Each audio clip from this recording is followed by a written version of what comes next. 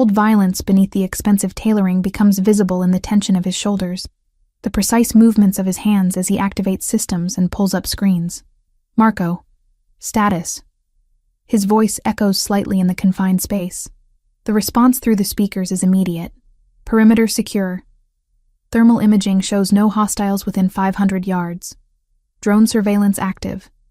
The waiter's vehicle was abandoned 3 blocks from the museum. Stolen plates, wiped clean. We're running facial recognition, but he knew how to avoid the cameras. Keep me updated every 15 minutes. Anthony cuts the connection and turns to the center desk, where surveillance photos are spread in overlapping layers. Faces, locations, timestamps. A map of Declan O'Sullivan's known world. I'm still wearing the burgundy dress, the silk feeling absurd in this utilitarian space. I slip off the heels, the cold floor shocking against my bare feet. The physical discomfort helps me focus. You should sit. Anthony doesn't look up from the photos, but he gestures toward a leather chair designed for long shifts monitoring screens. I've been sitting for 3 hours at that gala, smiling at people who think I'm your latest acquisition. I move to the desk instead, standing across from him. Tell me what we're looking for. His eyes lift, dark and assessing. For a moment I think he'll dismiss me, send me to sit quietly while he works. Instead, he slides half the photos toward me. Declan's operation is cellular. He doesn't keep all his assets in one location. We've identified 3 properties he definitely uses: an apartment in Midtown, a restaurant in Queens that fronts his gambling operation, and a warehouse near the docks. Anthony taps each location on the city map, but none of them are secure enough for him to hide in during open conflict. He has another location, somewhere we haven't found. I pick up the photos one by one, studying faces and buildings. Men in various states of alertness, some clearly guards, others just associates. Streetscapes that could be anywhere in the 5 boroughs. And buildings. So many buildings. You've been surveilling him for weeks. Not a question. Months, since before you warned me about the yacht. Anthony's jaw tightens. I knew Declan was escalating towards something. I just didn't know what until your brother gave him the opportunity. These are all recent? I gesture at the surveillance photos. Last 2 weeks, since the brick through my window. He leans over the desk, bracing his weight on his palms. The overhead light throws shadows across his face, emphasizing the sharp angles. He's careful. Never goes to the same place twice in a row. Never follows a pattern. But he has to sleep somewhere. Eat somewhere. Plan somewhere. I spread the photos wider, looking for connections. My years waitressing taught me to recognize patterns in chaos, to track multiple tables and predict which customer would need their check before they asked. This is similar. Different scale, lethal consequences, but the same fundamental skill, observation. This one. I pull a photo from the stack. An old industrial building, red brick darkened by decades of grime. The windows are boarded, graffiti covers the lower walls, and a rusted chain-link fence surrounds the property. Where is this? Anthony glances at it. Red Hook. Old fish cannery. Been abandoned for 15 years. We checked it. Structurally unsound. First floor flooded from storm damage. Not viable as a base. I turn the photo, studying the details. The fence, the padlock securing the gate, and there, barely visible in the grainy image, a small detail that sends recognition shooting through my memory. The padlock is new. I point to it. Everything else is corroded, rusted, falling apart. But that padlock is maybe 6 months old. Heavy-duty commercial grade. Anthony moves around the desk, standing close enough that I can feel body heat radiating through his shirt. He takes the photo, examining it more carefully. Could be squatters securing their territory. But his voice carries doubt now. Could be. I meet his eyes. Or it could be someone who wants people to think the building is worthless while they use the parts that aren't flooded. The basement level would be below the water table. If the first floor is flooded, the basement isn't. The certainty in my voice surprises me. I know that building.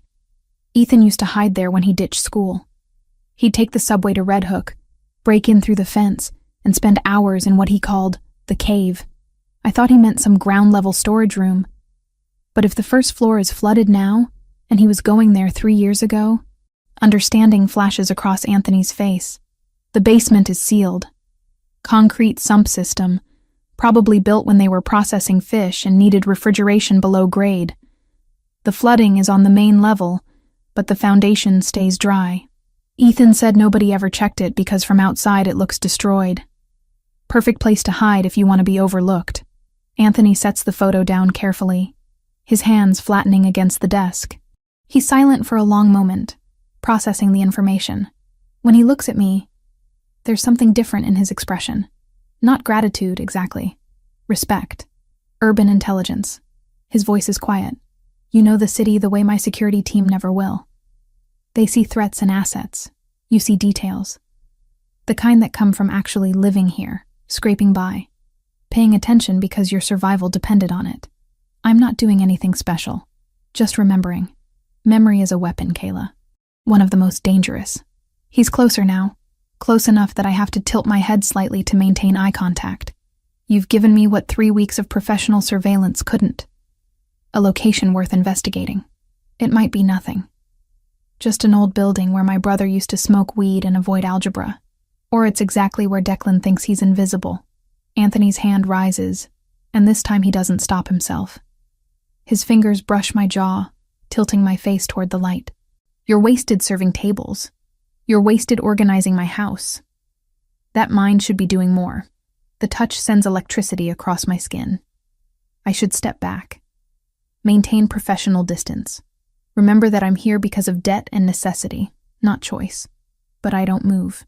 Neither does he. What are you doing? My voice comes out softer than intended, reconsidering several assumptions. His thumb traces along my cheekbone, feather light. I thought keeping you close was about protection, making sure the O'Sullivans couldn't use you against me. But it's become something else. What? Partnership. The word hangs between us, loaded with implications. You see what I miss. I have resources you need. We complement each other's weaknesses. That's very tactical of you. I'm acutely aware of how close we're standing, of the warmth of his hand against my face, of the way his eyes have darkened from near black to something deeper. I'm always tactical, but his voice has lost its clinical edge. Except right now. Right now I'm about to do something completely impractical. He kisses me. It's not gentle, not tentative or exploratory. It's decisive and thorough. His mouth claiming mine with the same confidence he applies to everything else. One hand stays at my jaw, angling my face precisely where he wants it. The other slides to the small of my back, pulling me flush against him. The silk dress is a useless barrier between us, thin enough to feel every plane of muscle, every point of contact. I should hesitate. Question this. Maintain some kind of boundary between employer and employee, protector and protected, captor and captive. But those definitions dissolved sometime between the marina and the museum, between the broken window and the surveillance photos. I kiss him back. My hands find his chest, feeling his heart hammering beneath the expensive cotton. The texture of his shirt is smooth under my palms as I slide them up to his shoulders, anchoring myself against the intensity of the moment. He tastes like the whiskey he drank while studying the photos, dark and rich, with an underlying complexity I don't have words for. When we break apart, both breathing harder than tactical planning requires, his forehead rests against mine. The position is intimate in a way the kiss somehow wasn't. Vulnerable. That was impractical. I whisper. Extremely. His hand is still at my back, keeping me close. Also, inevitable. Is this another strategy? Keep me invested in your survival by making it personal? Do you think I'm that calculating? But there's no heat in the question. Just genuine curiosity. I pull back enough to see his face properly. I think you're exactly that calculating. It's what makes you dangerous. What I don't know is whether you're calculating with me, or if I'm the one variable you haven't figured out how to control. The corner of his mouth lifts. Not quite a smile, but close. You terrify me, Kayla Evans. You have from the moment you ran across that marina. Anyone crazy enough to throw themselves between me and death isn't controllable. You're chaos disguised as competence, and you're drawn to that, helplessly. He kisses me again, softer this time but no less intense. His hands frame my face like I'm something precious rather than problematic. When we separate, his voice is rough. Stay here tonight, in the bunker, until Marco confirms the property is secure and we've verified no immediate threats. There's only one bed. I gesture to the corner where a narrow military-style cot sits against the wall. I'm aware. I'm not asking you to share it. I'm asking you to be somewhere I know you're safe while I plan our next move. He steps back, creating space between us with visible effort. Declan escalated tonight. He tried to poison me in a room full of witnesses. That's desperation, not strategy.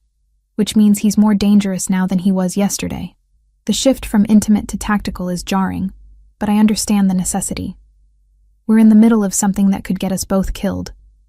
Personal feelings, whatever they are, have to wait until the immediate threat is neutralized.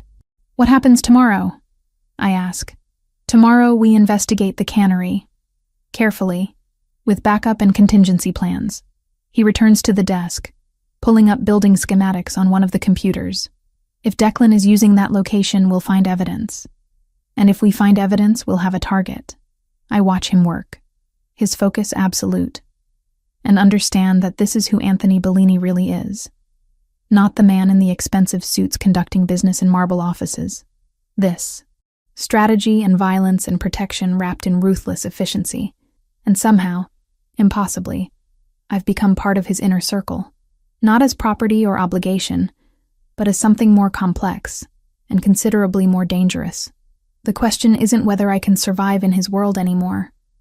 It's whether I want to leave it if given the choice. Red Hook at 3 a.m. is a study in abandonment. Warehouses hunker against the water like sleeping beasts, windows dark or shattered, loading docks empty of everything except rust and shadows. The air smells like brine and diesel fuel, sharp enough to sting my nostrils even through the filtered ventilation of the tactical van. I'm surrounded by screens. 6 monitors arranged in a semicircle, each displaying different camera feeds from the operation. Thermal imaging, night vision, standard spectrum, and drone footage from 200 feet above the cannery. Marco sits to my left, his hands moving across keyboards with practiced efficiency. Vincent is on my right, coordinating communications with the ground team through a headset. And I'm supposed to be their extra set of eyes. The spotter. The one who notices what trained professionals might miss because I'm not trained to ignore the unimportant details. Bravo team in position. Vincent's voice is barely above a murmur, but it carries weight. Alpha team holding at the southeast corner. Romeo 1 confirms visual on entrance. Romeo 1 is Ethan. My 20-year-old brother is sitting in an armored vehicle 50 yards from a building that might contain a dozen armed men, serving as the initial observation post. Anthony decided 3 days ago that Ethan's redemption required proving he could function under pressure without collapsing. So far, my brother's voice through the comms has been steady. He is not alone in there. 2 of Anthony's operators sit within arm's reach, and there is an extraction route mapped down to the minute. Anthony might be ruthless, but he does not waste assets, especially not ones I care about. I've got movement in the northeast window. 2nd floor. Looks like someone just passed by with a flashlight. Ethan's words are measured, careful. Confirming signs of occupation. Copy that, Romeo 1. Anthony's voice cuts through the channel, calm and absolute. Alpha team, advance to position 2. Weapons hold unless I give the word. I watch the thermal display as 4 figures move across the screen in perfect formation. Anthony leads, with Marco's second-in-command flanking him. 2 more specialists cover their advance, moving between cover points with military precision. They're ghosts in the darkness, visible only through the heat signatures blooming white against the blue cold background. My job is to watch everything. Not just the team, but the environment, the building, the approaches, looking for patterns or anomalies that might indicate trap or ambush. Kayla. Marco's voice pulls my attention to the center screen. Thermal imaging on the main floor. Tell me what you see. I lean forward, studying the display. The flooded 1st floor shows as dark blue, cold water filling most of the space. But there are variations in temperature. Patches of slightly warmer water near support columns, and something else. A heat signature near the far wall, roughly man-sized but stationary. Could be a person holding position, I say slowly. Or could be residual heat from machinery. Hard to tell without movement. Good. Keep watching it. If it moves, I want to know immediately. The operation unfolds in careful increments. Alpha Team reaches the exterior wall. Someone produces a fiber optic camera, feeding it through a crack in the boarded window. The feed appears on my screens, showing the interior of the cannery in grainy green night vision. Empty. Or apparently empty. Just water reflecting the camera light, support beams rising like ribs from the flood, and debris floating in gentle currents. Basement access should be on the western wall. Anthony's voice is barely audible, but the microphones pick it up. We're moving to the service entrance. I switch my focus to the drone feed, watching from above as the team circles the building. The service entrance is a metal door set into the foundation, accessible via a short concrete stairwell below ground level. It's dry, which confirms the basement level is above the water table despite the flooding on the main floor. Doors secured with a chain. Recent. One of Anthony's team members reports. Industrial grade. Someone's definitely using this. Cut it. Anthony's response is immediate. Quiet as possible. The sound of bolt cutters working metal comes through clearly despite attempts at stealth. Each cut seems impossibly loud in the pre-dawn silence. I find myself holding my breath, waiting for alarms or response from inside. Nothing. The chain falls away, and the team stacks up on either side of the door. Bravo team, you're our backup. Hold position and watch for runners. Anthony's hand appears in the drone feed, making a countdown gesture. 3 fingers. 2. 1. They breach fast and silent, disappearing into darkness. My screens switch to their helmet cameras, showing narrow concrete corridors lit intermittently by their tactical lights. For a heartbeat, my mind tries to drag me back to the marina. The rain, the salt, the taste of copper and panic in my mouth as I ran toward a bomb I barely understood. Now I am not running blindly into danger. I am seated in a van miles away, watching other people move through harm because I told them where to go. The basement is exactly as I imagined from Ethan's descriptions. Low ceilings, industrial pipes running overhead, rooms branching off the main passage, and signs of recent occupation everywhere. A camping stove, sleeping bags, empty food containers.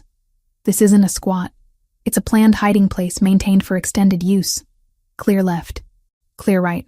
Main corridor clear, advancing to secondary junction. The voices overlap, calm and professional. I watch 3 different camera angles simultaneously, trying to build a mental map of the layout. The team moves like water, flowing around obstacles, covering angles with practiced efficiency. That's when I notice the thermal anomaly. On the overhead view, the building's heat map shows the team as bright white signatures moving through blue cold corridors. But there's something else. 2 smaller signatures in the ventilation system running along the ceiling, moving parallel to the team's advance but slightly ahead. Wait.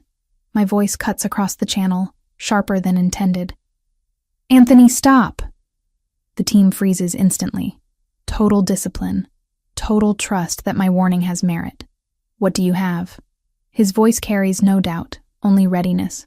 I zoom the thermal display, tracking the signatures in the ductwork. They're definitely human-sized, definitely moving with purpose toward a junction point ahead of where the team stopped. Thermal imaging shows 2 hostiles in the ventilation ducts. Eastern passage, approximately 15 feet ahead of your current position. I keep my voice steady, clinical, mimicking Marco's earlier tone. They're moving to flank you. Looks like they're heading for the junction where the main corridor splits. Ventilation access points? Anthony directs the question to his team. Multiple ceiling grates, standard commercial size. Someone confirms. I watch the signatures creeping forward. They're going to drop down behind the team, or attack from above when they reach the junction. Classic ambush positioning. They're almost in position. I can hear my heartbeat in my ears. 20 seconds until they reach the intercept point. Copy. Anthony's response is glacier calm. Alpha 2 and 3, suppressed weapons on the ceiling. Wait for my mark. Alpha 4, watch our 6. Nobody moves until I give the word. The team shifts formation. 2 operators aim upward at specific grate positions. The others create a defensive perimeter. Through the helmet cameras, I watch them wait, utterly still, while the thermal signatures above them creep into position. 5 seconds. I count down. 3, 2. They're directly above you. Now. The suppressed weapons fire with soft coughs rather than bangs. The ceiling grates shatter. 2 bodies drop from the ductwork, hitting the concrete with impacts that sound like wet meat hitting stone. The team is on them instantly, weapons trained, lights illuminating 2 men in dark clothing who aren't moving anymore. Targets neutralized. Anthony's voice carries no emotion. Check them. ID, weapons, communications. I exhale for the first time in what feels like minutes. Marco glances at me, something approving in his expression. Good catch. Most spotters would have dismissed that thermal reading as rats or building artifacts. I've seen enough rats to know how they move. My hands are shaking now that the immediate threat has passed. Those were too large, too purposeful. On screen, the team continues their sweep. They find the command center in what was probably the cannery's main refrigeration room. Computers, communications equipment, maps marked with locations throughout the city. This was Declan's planning headquarters, his sanctuary, the place he thought invisible. Jackpot. Anthony's voice carries grim satisfaction. Kayla, your brother's intel was accurate. Remind me to buy him something expensive. Just get him through this alive. I'm watching the screens, but I'm thinking about Ethan in that vehicle, proving his worth, trying to earn back trust he shattered with stupid choices. Romeo 1, you're clear to extract. Good work tonight. Anthony pauses. All teams, we're retrieving everything we can carry. I want this location stripped in 10 minutes. Bravo team, bring the van to the service entrance. The operation shifts to evidence collection. Hard drives, documents, phones, anything that might contain intelligence on Declan's operations or associates.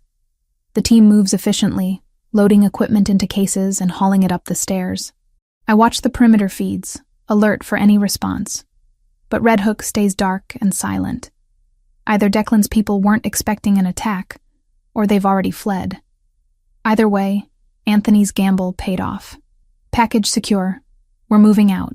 Anthony reappears in the drone feed, the last one out of the basement. He pauses at the door, looking back at the building that almost served as his tomb. Then he's moving again, climbing into the tactical vehicle that will bring him back to the command van. Back to me. When the van door opens 10 minutes later, Anthony enters still wearing tactical gear, a vest over his black shirt, holster visible at his hip. His face is smudged with dust, his hair disrupted from the helmet. He's never looked more dangerous or more alive. His eyes find mine across the equipment. Your information. Your observation. We couldn't have done this without you. I just watch screens. But the protest sounds weak even to me. You saw what we missed. That's worth more than 6 more guns. He moves to the monitor bank, studying the replayed footage of the thermal detection. Those men in the ducts would have killed at least 2 of my people before we neutralized them. You saved lives tonight, Kayla. The weight of it settles over me. Not just abstract strategy anymore. Actual lives. People who go home to families because I noticed a thermal signature and trusted my instinct. Vincent claps me on the shoulder once. Welcome to the team, spotter. Marco nods agreement. Even the tactical operators file past, offering quiet acknowledgments. I've earned something tonight. Not just Anthony's trust, but theirs. As the van pulls away from Red Hook, heading back to the mansion through empty pre-dawn streets, Anthony sits beside me. Our shoulders touch in the confined space. His hand finds mine in the darkness between seats, squeezing once. The message is clear. We work. Together. As partners. The factory interior unfolds across 6 monitor screens, each angle revealing layers of rusted machinery and shadows that move with purpose. Anthony's team swept through the building 30 minutes ago in coordinated silence, neutralizing resistance with efficiency that would be beautiful if it weren't so lethal. 4 guards down, restrained with zip ties in the loading bay. 2 more unconscious in the eastern corridor. Declan O'Sullivan's protection dismantled piece by piece until only 1 room remains occupied. The main office. 2nd floor, overlooking what used to be the processing floor. Steel-framed windows that haven't been cleaned in decades. A desk that's somehow both decrepit and functional, covered in papers and technology that doesn't belong in this monument to industrial decay. And Declan O'Sullivan himself, trapped like the predator he is, suddenly realizing he's become prey. Alpha 1 entering final room. Anthony's voice through my headset is steady, clinical. The helmet camera feed shows his gloved hand pushing open the office door, weapon raised in a two-handed grip that speaks of training far beyond what most civilians ever see. Declan stands behind the desk, hands visible but tense. He's older than his surveillance photos suggested. Silver hair disheveled, expensive shirt torn at the shoulder. Blood stains his left sleeve, though whether from injury or transfer from one of his fallen guards, I can't determine from this angle. Bellini, Declan's voice carries through the audio feed, rough with pain or rage or both. Took you long enough to find me. You made it interesting. Anthony doesn't lower his weapon. The camera view stays locked on Declan's center mass, professional and unwavering.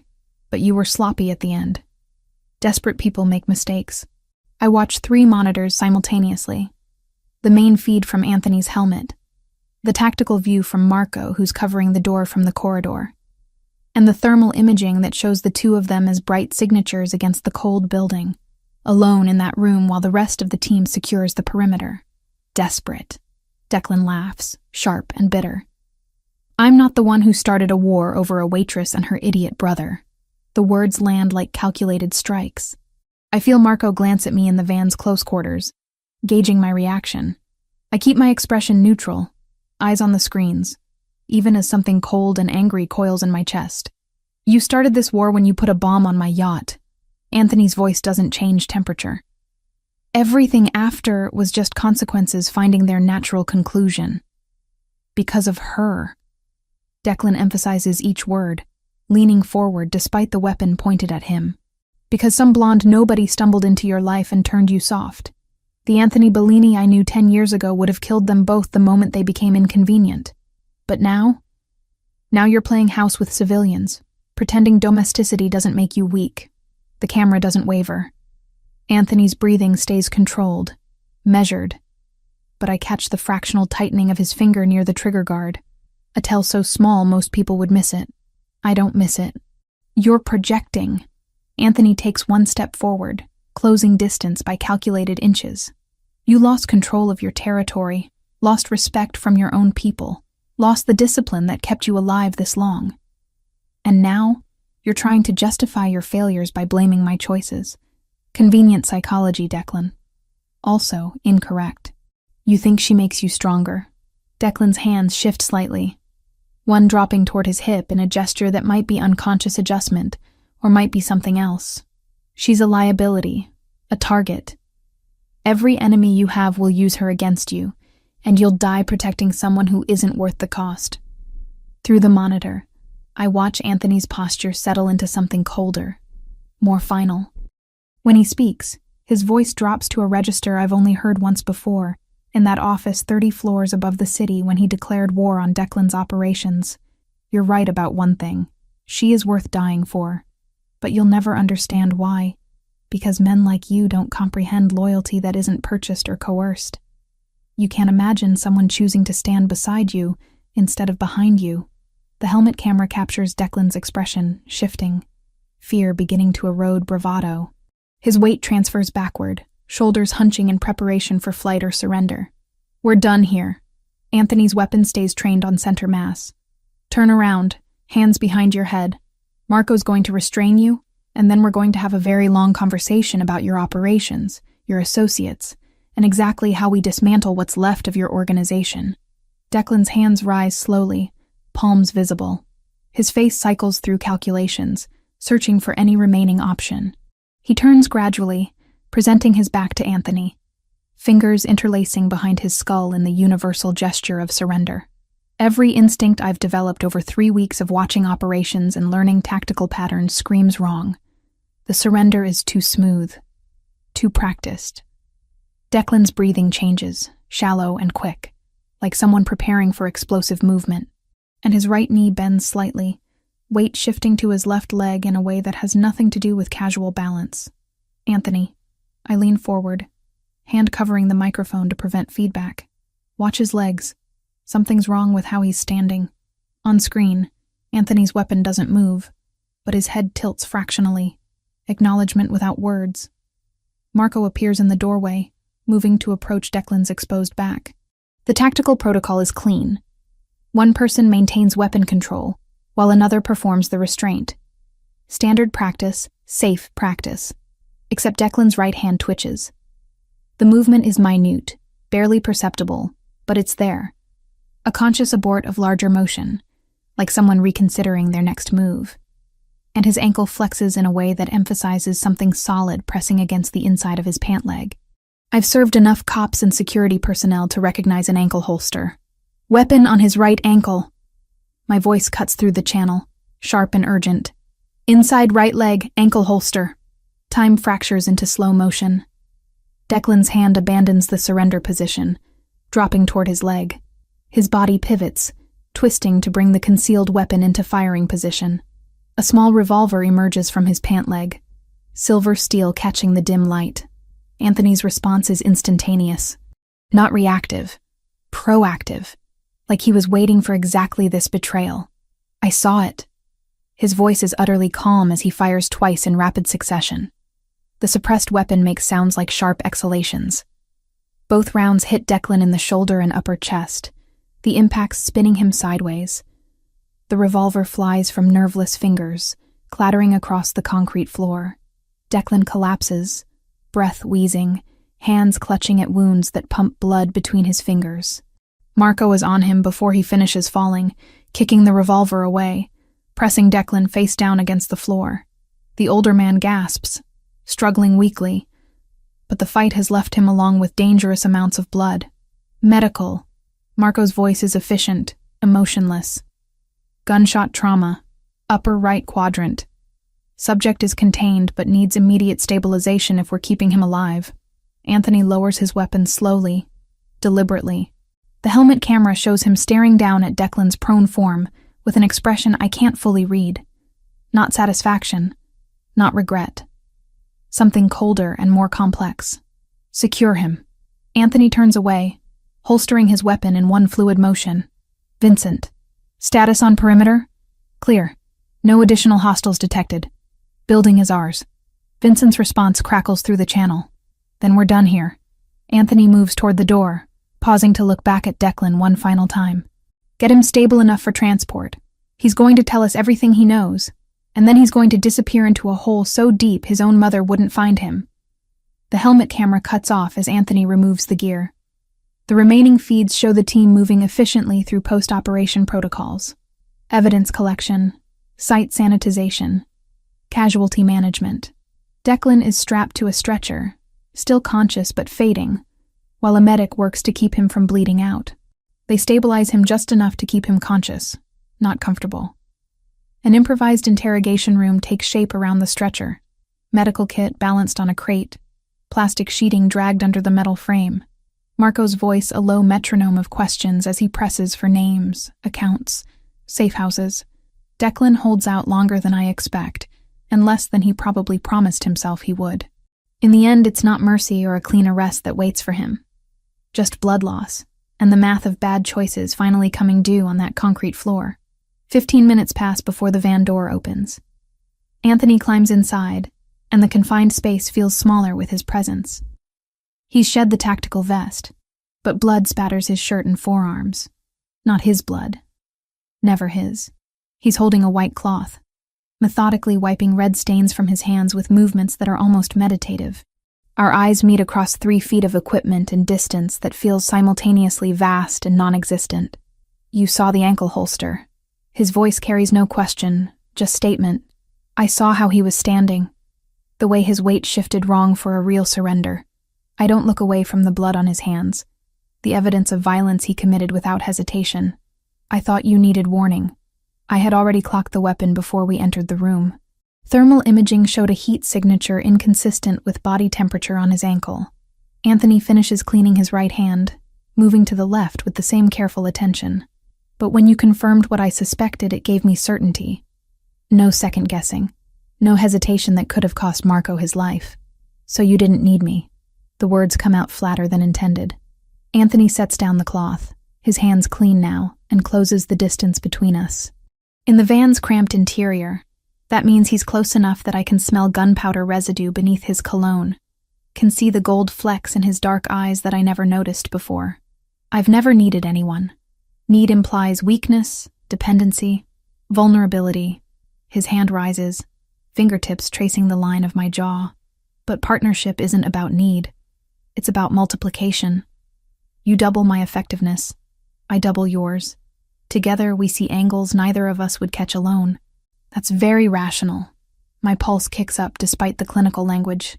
I'm always rational, but his thumb brushes across my lower lip, and there's nothing rational about the heat in his gaze. Except when it comes to you. You make me reconsider strategies I've used for 15 years. You make me question whether survival is sufficient, or if there's something beyond it worth building.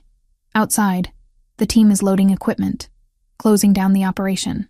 Inside this small space, we're suspended in a moment that feels separate from the violence and strategy and blood that defines Anthony's world. Declan was right about one thing. I forced the words out, needing to address the elephant crushing the air between us. I am a liability. A vulnerability you didn't have before I ran across that marina. Yes, he doesn't deny it. Doesn't soften the truth. You're the weapon my enemies will try to use against me. The pressure point they'll exploit. Every tactical assessment says I should eliminate the vulnerability, send you so far away that leverage becomes impossible. My stomach drops. Are you? No. The word is absolute, because they're operating on incomplete information. They see vulnerability. I see asset. They see weakness. I see the person who identified a bomb, organized my household, spotted thermal signatures my professionals missed, and just saved one of my best operators' lives by trusting her instincts. His forehead rests against mine, the gesture intimate in a way that transcends the physical. We're partners now, Kayla Evans, in strategy and protection and whatever else this becomes. Declan is neutralized. His organization will collapse within days. And when the dust settles, you and I are going to decide what we're building in the space where threats used to be. I should question this. Demand clarity about exactly what partnership means in Anthony Bellini's world. But his lips find mine, and the kiss tastes like promises written in blood and certainty forged in fire. And I realize I already made my choice weeks ago. Everything after is just learning to live with the consequences. The Mediterranean sun turns the water into hammered gold, each wave crest catching light and throwing it back toward a sky so blue it almost hurts to look at directly. The Sovereign cuts through the sea with the quiet confidence of engineering perfection, its engines a distant purr beneath the deck where I stand, documents spread across the teak table in front of me. 1 year. 12 months since Declan O'Sullivan bled out in that factory office. His organization dismantled piece by piece until nothing remained except cautionary tales whispered in rooms where men make dangerous decisions. 12 months since I stopped being Kayla Evans, waitress and survivor, and became something else entirely. Partner. Strategist. The woman who stands beside Anthony Bellini instead of behind him. My phone vibrates against the table, Ethan's name flashing across the screen. I pick it up, scanning his message with practiced efficiency. Got my midterm grades back. 2 A's and a B+. Professor Reeves says I should consider graduate programs. Can you believe that? Me, in grad school. Also, I'm seeing someone. Her name's Claire. She's in my algorithms class. I think you'd like her. Miss you. Don't let Anthony work you too hard. I type back quickly. Proud of you. Send pictures of Claire. And Anthony knows better than to overwork me. I run his schedule now, remember? The truth of that sits comfortable in my chest. The Bellini Foundation operates out of offices in Manhattan and Rome, funding educational programs and small business grants throughout immigrant communities. Legitimate enterprise built on the bones of less legitimate operations. My job title is Director of Operations, which is corporate speak for the person who makes sure Anthony's vision translates into functional reality. I'm good at it. Better than I ever was at carrying plates or organizing pantries. Turns out the skills required to manage a household in chaos transfer remarkably well to running a multi-million-dollar charitable foundation. The documents in front of me detail next quarter's grant applications. 73 requests, each one representing someone trying to climb out of circumstances that once would have buried them. I've already narrowed the list to 25 finalists, cross-referenced against need and viability, and potential for sustainable impact. Anthony will approve whichever ones I recommend, not because he's delegating blindly, but because over the past year, he's learned that my judgment in this arena exceeds his own. I understand struggle in ways his privileged upbringing never taught him. I see potential where he sees risk. We balance each other. Always have, from that first night in the rain. Footsteps on the stairs pull my attention from the applications. Anthony emerges onto the deck, barefoot and casual in ways I never imagined possible when I first saw him in that impeccable charcoal suit. Linen pants and a white shirt unbuttoned at the collar, sleeves rolled to his elbows. His hair is slightly disheveled from the wind, and there's color in his face from days spent away from office fluorescence. He looks younger than 33. Looks happy, if I'm honest, though he'd probably object to the word. Working. He states it without question, moving to stand behind my chair. His hands settle on my shoulders, thumbs pressing into muscles tight from hours hunched over paperwork. You're supposed to be on vacation. This is vacation. I'm reviewing grants on a yacht in the Mediterranean instead of in a Manhattan office. I lean back into his touch, feeling tension dissolve under expert pressure. Besides, you were on a conference call until 20 minutes ago. Neither of us knows how to stop working. True. His hands move from my shoulders to my arms, sliding down to encircle my waist. He pulls me back against his chest, chin resting on top of my head. But I'm trying to learn. For you. The vulnerability in those two words still catches me off guard sometimes. Anthony Bellini doesn't do vulnerability as a general rule. But with me, in private moments like this, he lets the armor drop enough that I glimpse the man beneath the careful construction. Ethan got his grades. I tilt my head back to look up at him. 2 A's and a B+. He's thinking about graduate school. Something soft crosses Anthony's expression. Pride, maybe. Or satisfaction at an investment paying unexpected dividends. He's come far. From installing bombs under duress to legitimate academic achievement in 12 months. That's not nothing. You gave him a second chance when most people wouldn't have. My hand covers his where it rests against my stomach. That's not nothing either. I gave him opportunity. He did the work. Anthony's breath stirs my hair. Same way I gave you protection and you turned it into partnership. Neither of you needed saving. You needed space to become who you were always capable of being. The words land heavy and true. A year ago I would have argued, insisted that without his intervention I'd be dead in a gutter somewhere. But time and distance from immediate danger have given me perspective. Anthony opened doors, but I walked through them. He provided resources, but I determined how to deploy them. We built this together. The foundation, the legitimate operations, the life that looks nothing like what either of us expected. Speaking of protection, Anthony's voice shifts, taking on the edge that means he's thinking tactically. Marco confirmed this morning that the last of O'Sullivan's former associates accepted the buyout. The territory is stable. No outstanding threats, no loose ends. We're clear. Clear. The word represents months of careful negotiation, strategic intimidation, and calculated generosity. Declan's organization didn't disappear overnight. It fragmented, with pieces scattered across the city, each one needing to be addressed individually. Some were absorbed into Bellini operations. Others were bought out and retired. A few disappeared in ways I don't ask about because some answers aren't meant for daylight. But the result is the same. The threat is neutralized. The war is over. So we're safe. I let the statement hang between us, testing its weight. As safe as anyone in our position ever is. Anthony's arms tighten fractionally. There will always be new threats, new challenges, but nothing like Declan, nothing personal, just business, which is manageable. I turn in his embrace, needing to see his face. The sun highlights gold in his dark eyes, warm instead of cold. The man who stares back at me isn't the same one who stood on a marina dock a year ago, calculating threats with inhuman precision. He's softer now. Not weak, never weak, but accessible in ways he wasn't before. Do you regret it? The question emerges before I can stop it. Letting me complicate your life. Taking on responsibility for me and Ethan. Building something legitimate instead of staying in the shadows. Anthony's hand rises to cut my face, thumb tracing my cheekbone. I regret nothing. You forced me to evolve beyond simple survival. To consider legacy and meaning instead of just power and control. His mouth curves slightly. Also, you're the best thing that's ever happened to me.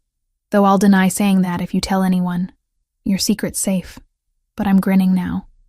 Unable to maintain composure against his rare admission. He kisses me then, slow and thorough. Tasting like espresso and the peppermint he keeps in his pocket. When we break apart, both breathing heavier than the temperature requires, his expression has shifted to something I recognize. Determination. Purpose.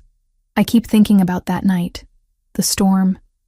You running across the dock barefoot, warning me about the bomb. His hands frame my face, holding me in place. I almost died on this yacht. Would have, if not for you. Almost. I emphasize the word. But you didn't. We didn't.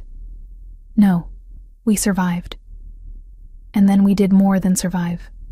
He releases my face, reaching into his pocket, which brings me to something I've been planning for approximately 6 months and 3 days. The velvet box is small, deep blue, expensive in the way that doesn't announce itself. He opens it with hands that don't shake, revealing a ring that stops my breath in my chest. Not a diamond. Sapphire, dark blue like the Mediterranean water surrounding us, set in platinum with smaller stones flanking the center gem.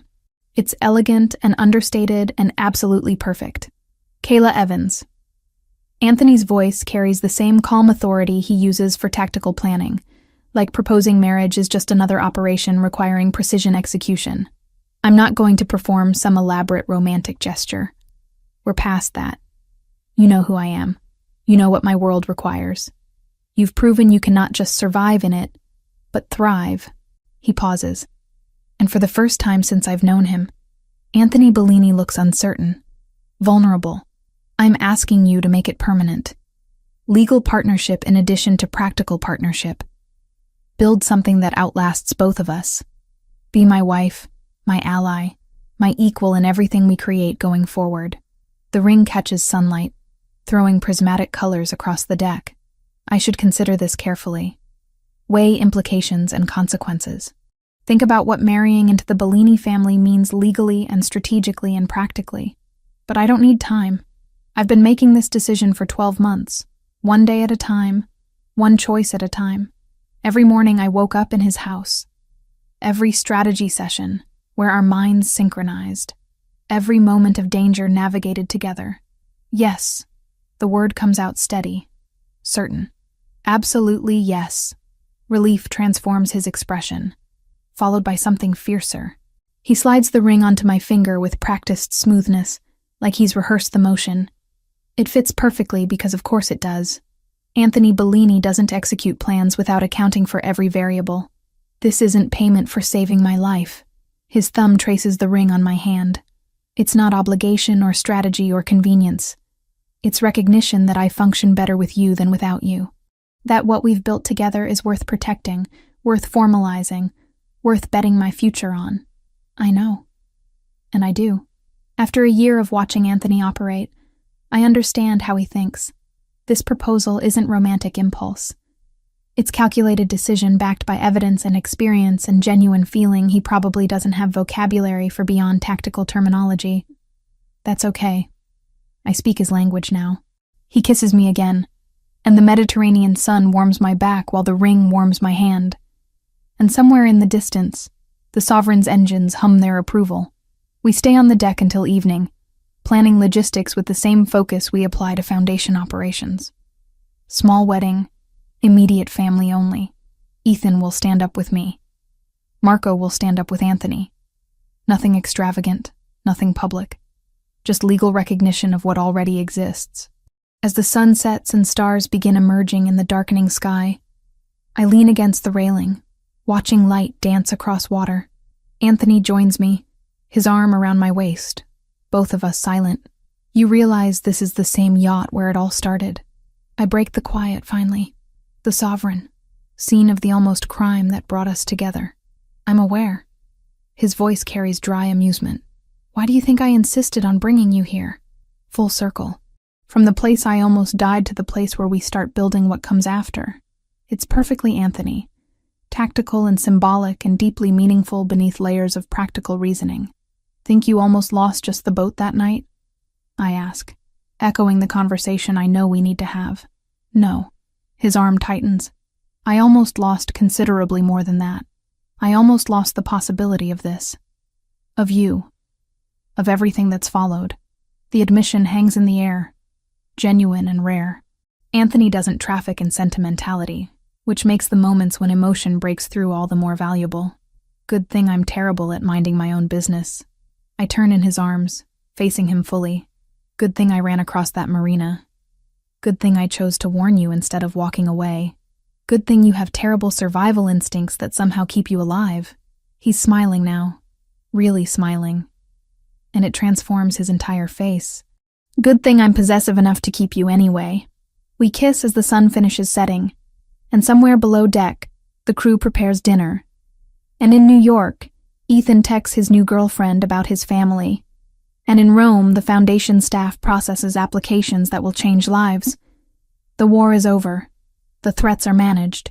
The future stretches ahead like the Mediterranean itself, vast and possibility-filled and ours to navigate together. I'm not Kayla Evans anymore, waitress and survivor. I'm becoming Kayla Bellini, partner, strategist, wife. The woman who saved a mafia boss and ended up saving herself in the process.